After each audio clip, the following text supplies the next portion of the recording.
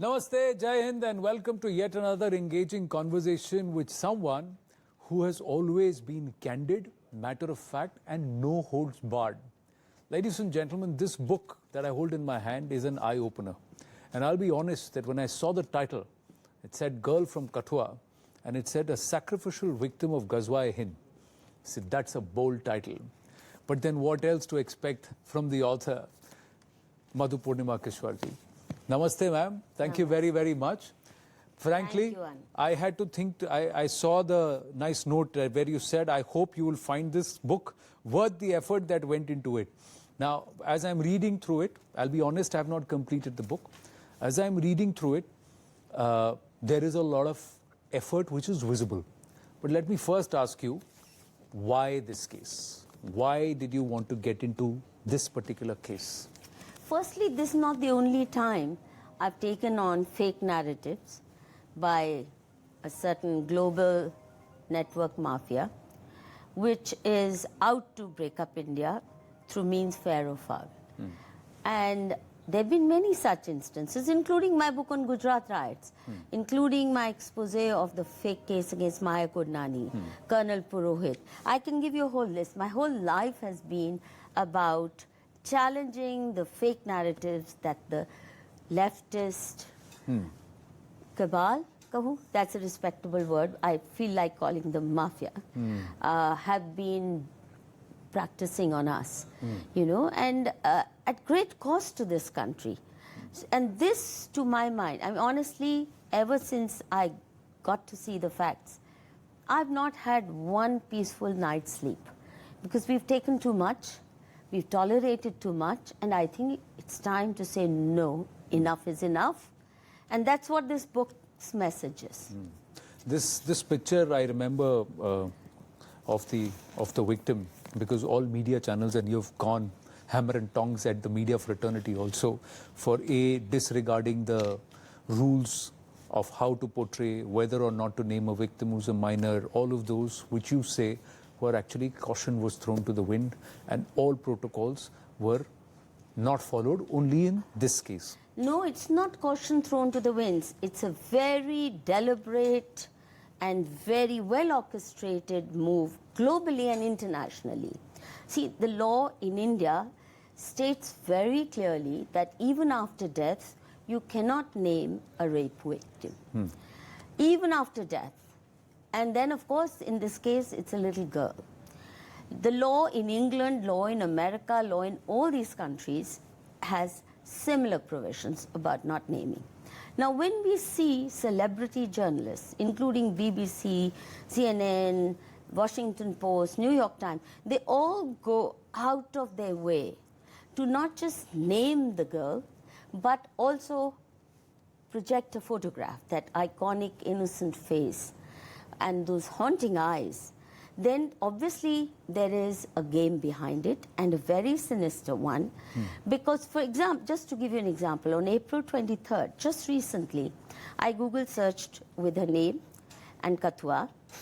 You won't believe it. With one search queue, I got 4.5 crore posts with a face and name. Starting, of course, with the mastermind, namely Mehbooba Mufti. As Chief Minister, she named her. As Chief Minister, she projected a photograph, and then the echo chamber started doing it very dutifully. Don't they know that this is the law of the land? Of course they know it, because in no other case have they done it. Till date, nobody knows the face and name of Nirbhaya. It was no less shocking for the nation, and yet nobody has dared name her. How is it that they go out of their way to do it, defy the law of the land? The entire story around Hind is it's a Islamist agenda against Hind.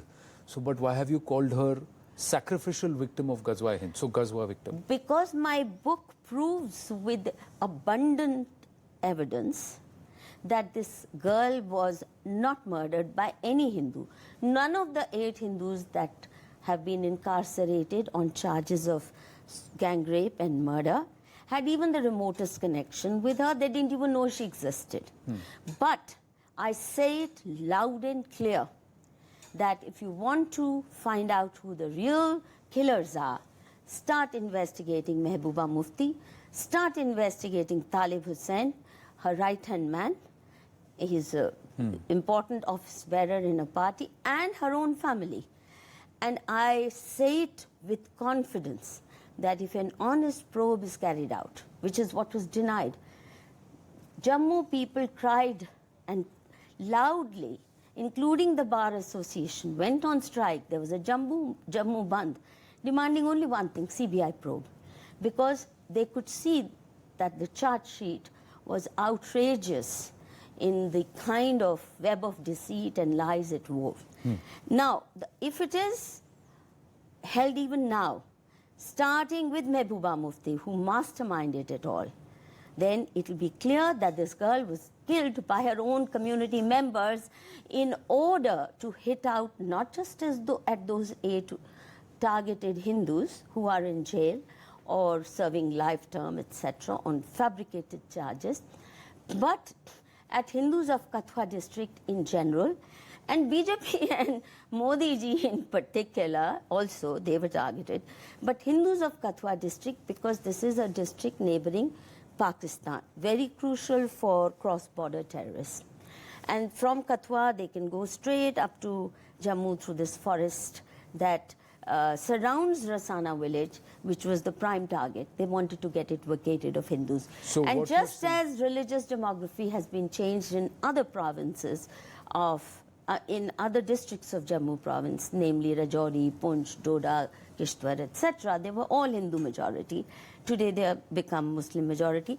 That was exactly the plan, because this is one of the few remaining Hindu majority districts, and it had to be emptied out. And that's what they targeted. That's why they targeted also the mandir and key people. So you have proof for all of this, what you're saying, because you're opening up a lot of fronts. You're opening up a front against the former Chief Minister of Jammu and Kashmir. You're saying that there is this internal security and an external security, national security dimension to it. Yes. You're saying that there are errors and there were loopholes within the charge sheet, and this was a fudged up, botched up, investigation altogether. You're opening yourself to a lot of legal scrutiny. So are you legally covered in this? What you have written in this is quite explosive, Madhuji. I've read quite a bit of it. So is that legally covered? I'm willing to stand any trial on this. Let those I have named also come in the dock and face the investigation. And let me tell you, since you started reading the book, what you would have noticed is that I have not used, for most part, I have not used the defense of the 8 accused at all.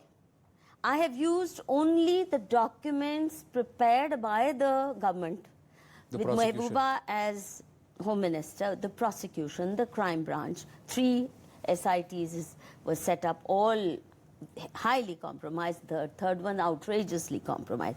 I've used those documents to prove that this is not only nonsensical, that even somebody with a peanut-sized brain, if they had bothered to read the charge sheet or the post-mortem report, they would know that it's a total fudged up case. Now,